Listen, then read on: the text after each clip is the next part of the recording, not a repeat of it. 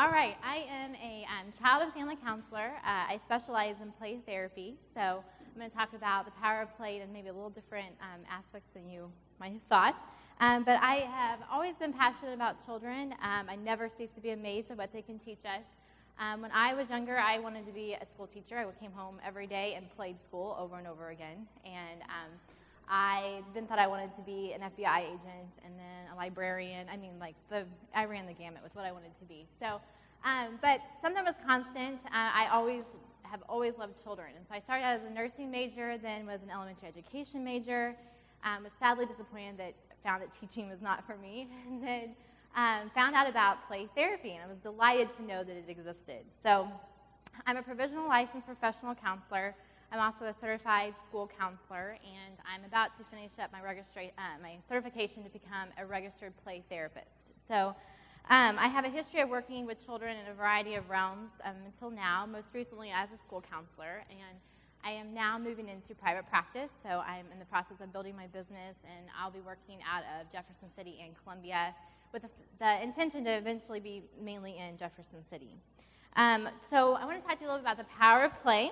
A lot of you would think, well, it's just what kids do, and you're exactly right. It is just what they do, and that is why it is so powerful. And I appreciate what our previous speaker just talked about doing what you're passionate about, because this is something that I was incredibly passionate about, and it's not an easy field to get into. And so if you've got the passion driving you, that's really the main component. So let's see. First of all, I want to talk to you a little bit about what is play therapy. And in a nutshell, it is therapy that utilizes children's natural mode of communication, which is play. Most of us know that children don't have the capacity to verbalize things that they're going through like adults do. And so in the therapy room and also in life, play becomes their language and the toys become their words. And using play in different types of therapy doesn't automatically make it play therapy. Play therapy is its own modality built on theory, where a trained therapist enters a child's world through carefully selected techniques and carefully selected toys. And in that safe, predictable environment, a lot of really amazing things happen. It's found to be helpful for children struggling with just normal development issues. You know, as we grow up in life, there's lots of things that just come up that are hard to deal with. But also with grief, whether it be a loss of a loved one or a life-changing event, like such as moving, divorce, abuse, and different types of trauma, bullying, lots of different things. Different types of formats and techniques are used in play therapy. There's non-directive free play. This is something that is very specific to play therapy, and it's really, really powerful because often we adults think we know where children need to go in therapy or what they need to work on. And the non-directive technique really allows a child to take control of the session and really take you where they need to go, and it's very, very powerful. There's also carefully selected directive activities for skill building, sand tray therapy, which I have a special passion for and allows me to get to play a lot too. Using creative materials and art, as well as a special type of play therapy for families. And so there's lots of different things you utilize. So play, why is it so important? Well, it's key in the child's development.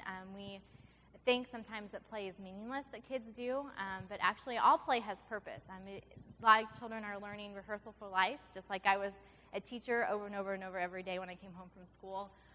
We see our parents doing things, and kids practice. They practice for life in their play. They also develop mastery skills over objects, over games, over things. So mastery is a big part of it as well.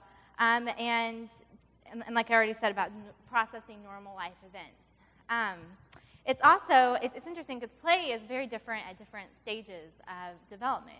We know as infants, children they manipulate objects. They're putting them in their mouth. They're very sensory. But then they move in about age 3, maybe a little younger, into representational play, and where play becomes very symbolic.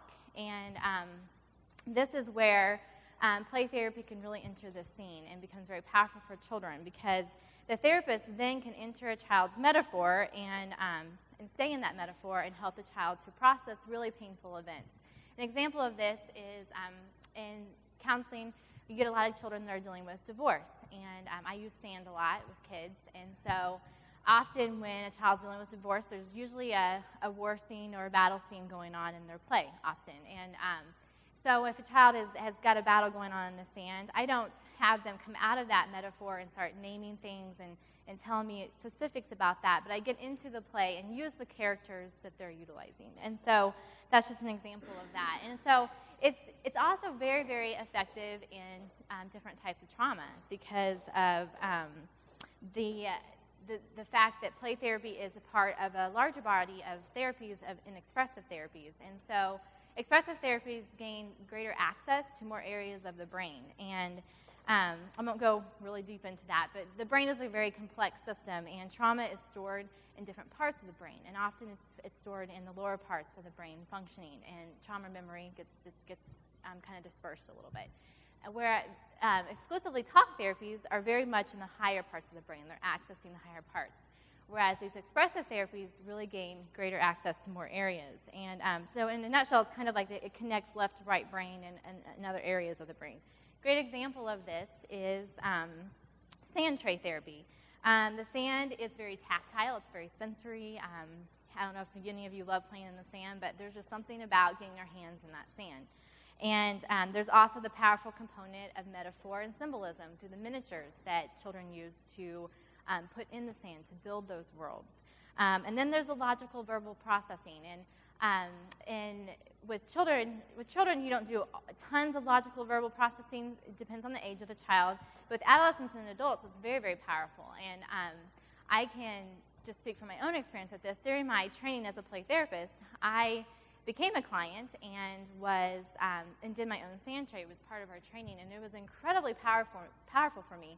For one thing, I love the sand, and when I was going around picking up miniatures, I just gained a sense that some of these miniatures needed to be in the tray, and it didn't really make sense to me, but I just knew that some of them just had to be there. And so I was building a world in the sand, and what came about was pretty fascinating. It was really a past, present, and future in the sand that came out, and I had connecting themes, and I had no preconceived plan for what I wanted to do, and it was during a time in my life that I was going through a really big life change. I just found out I was pregnant with our first baby, and I was having career changes and lots of different things happening, and I just really, through that experience and through processing it with my supervisor, I really gained some connections that I never would have just talking, because some things came out in that were just really, really powerful. And so my ability to make connections on many different levels is the same for a lot of clients, and it's really an amazing thing because it's it's much less threatening to deal with difficult events when you're doing it in that way. Because most of you know that there are some types of trauma that are very, very difficult to verbalize out loud, and that goes for adults as well as children, and that's why sand tray is actually very, very effective with adults as well. And so play just gives trauma a safe place to be expressed, so that's a very, very important component. What's interesting is that you don't always have to know what a child has worked through in the therapy room. I think we're as a society, very goal-driven and very much we want to see this, and this happen. And with some kids, it's just not possible. And there was one little boy I worked with that was adopted, and there was not much known about the first 18 months of his life, and he was very nonverbal, would not talk to me. So I was very non-directive with him because I didn't really have much other option. And I just allowed him to lead me where he needed to go. And for the first probably 6 weeks, he played obsessively with these certain toys in the sand. He loved the sand.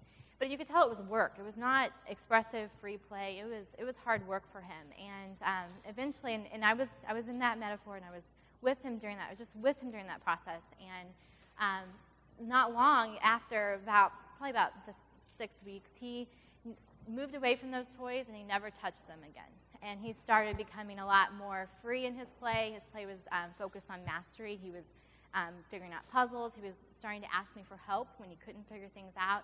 And this was in a school setting, and his teacher told me, there's been some really big improvement. And what was fascinating about that to me was I had basically not even talked to this child. We had done everything through play and through metaphor and through the toys. And so it was a really powerful thing. Another example, I had a little girl in school that had very pervasive anxiety. It was really affecting her life. She was going to the nurse's office every day with stomach aches. Her mom said she would not get into the car to drive an hour and a half away to grandma's, and I realized, I started her out in the sand and could see that the anxiety was very, very pervasive. And so later I brought her out of the sand, and we did some more directive activities. We're dealing with anxiety and things, and she began to be excited about going to grandmother's, being ready to jump in the car and go, and it was very powerful. And not only just for the play therapy, but in the presence of me being there with her and her feeling validated and understood. Because I think a lot of people have been very frustrated with her because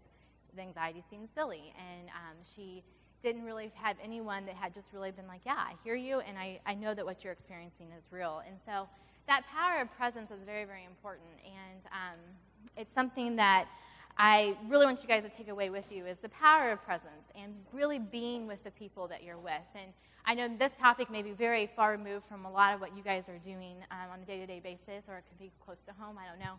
But the power of presence is something that is very powerful, because we're in a very fast-paced world, and we're constantly thinking about the next thing. We're overscheduled. We're constantly our mind's just going 100 miles an hour all the time. And if you can be truly present with the person that you're with, you can have a really, really great impact. And this is very, very true with children. And for those of you who have children, I honestly believe that one of the most foundational skills with families and with children is parents learning to truly be present with their children and learn how to play with them.